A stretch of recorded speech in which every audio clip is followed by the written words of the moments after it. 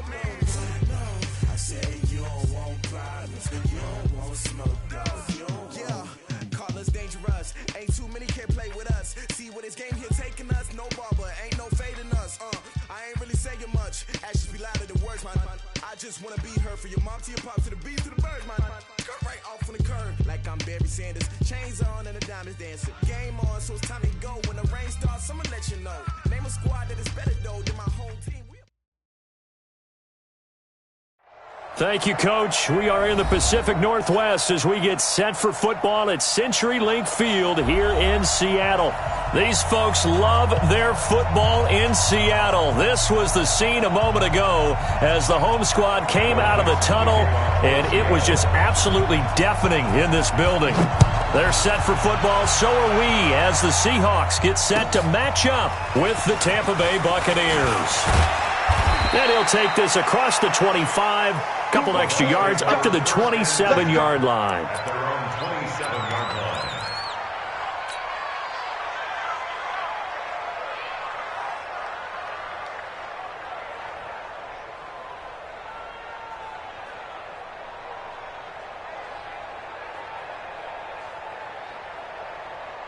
Wait, set, wait, put it! Yeah, Mike, I'm here all day. I'm here all day. Go, Bandit! Now a play fake. Brady rolling to his right. This is caught by Antonio Brown. And he'll be taken down, but not before they work it across midfield. A really nice gain of 25 yards. So from Seahawk territory now, it's 1st and 10 at the 49-yard line. The second-year man from USC, this is Ronald Jones. And a 6-yard gain gets him right around the 43. Only one way to describe Ronald Jones' rookie season with Tampa Bay, and that's disappointing. Drafted to be their lead runner, just 23 carries on a team that ranked 29th in the NFL in rushing. Brady's throw there complete. Chris Godwin, the former Penn Stater, should see an increase in action and production in 2019 with Adam Humphries and Deshaun Jackson gone from the team. 842 yards in 2018, second only to Mike Evans on the Buccaneers.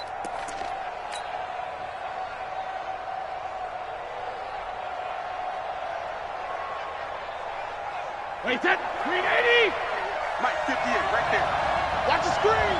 Pass! Rip! On first down, Brady. And he hauls it in for the Buccaneer touchdown. 25 yards for the touchdown. And the Bucs take the ball down the field and score on their opening drive.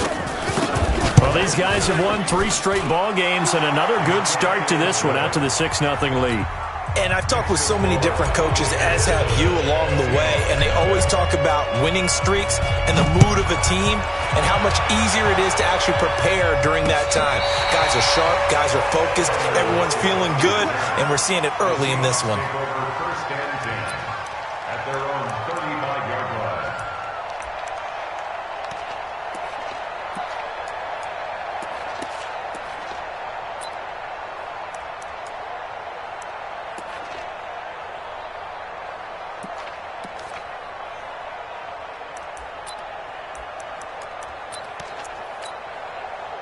Ball up to the 35 now as they come up on 1st and 10.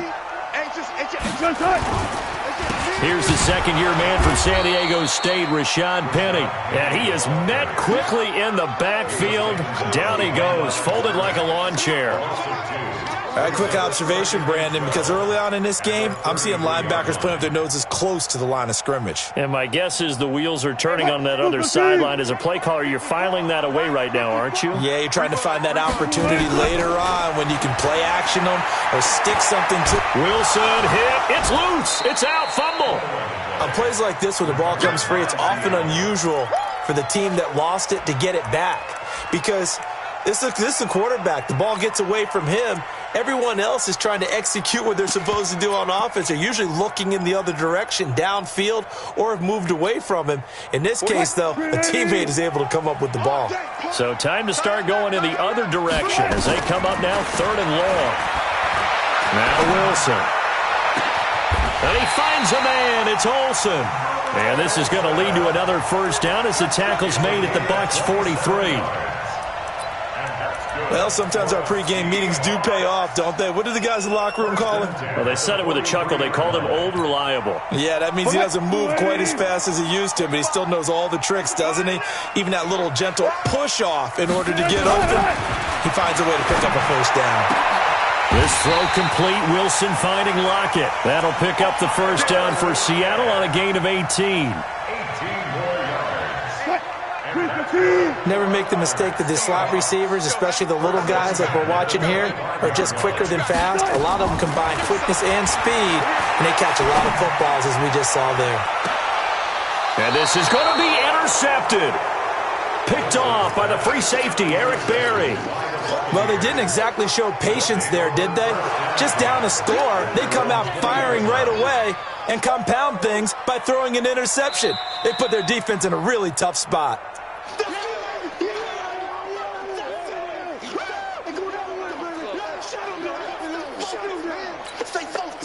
The Bucs offense set to begin their next possession. And, you know, certainly a lot of football left to be played. We're not into December yet, but right now where we stand, they're first place in their division.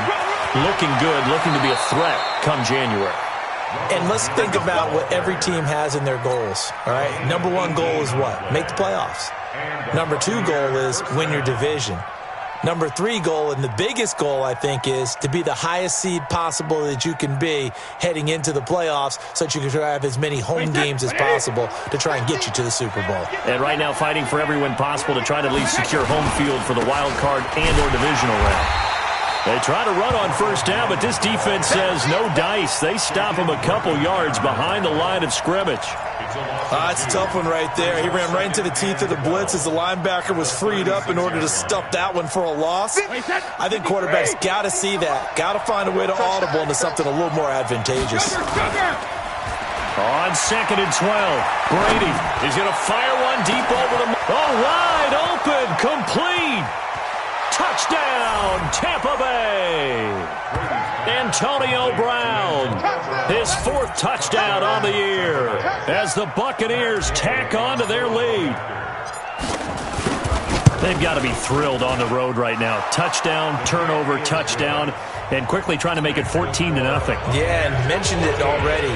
On the road, to be able to go into someone else's house and establish a start like that, obviously your confidence rises in a big way, and you're putting some doubt in their minds. This will be taken to the back of the end zone. And no thought to bring this one out. He'll just go down to a knee, and they'll take over at the 25.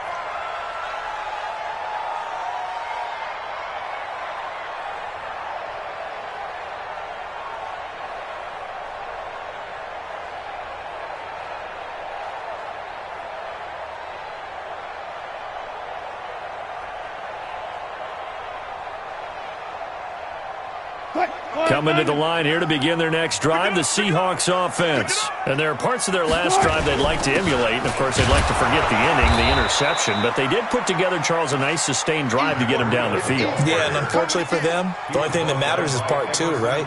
Because once they threw the interception and finished off the drive, that does them no good to go back and say, well, you know, we had a good one going.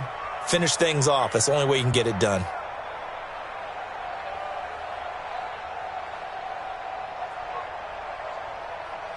So after the run for no gain, here's 2nd and 10. What we got? What we got? What we got? Throwing is Wilson. And that's going to be incomplete. Good effort there, trying to take a shot, but it's 3rd down. Defensively here, you're facing a top 5 team in terms of points scored in the NFL. So when they're that high-powered, you've got to find a way to hold them under 20, because to me, that's the magic number. 20 points scored gives yourself you give yourself your best chance to win. So if they're up around 24, 28, 30, they could be in some trouble. And I think so, because then you turn it into a shootout, and that means your offense has to keep pace. A gain of 22. It used to be when we were kids, he'd run about 3 different routes, and that would... Shaquille Barrett in there to get him, and that is sack number 6 now. Here's Wilson. Into double coverage, and it's intercepted. Forward, though, he's got to still make the right reads, make the proper throws. I've seen guys in this league throw 4 interceptions in a game and win. So after the INT, it's Brady. And time on go.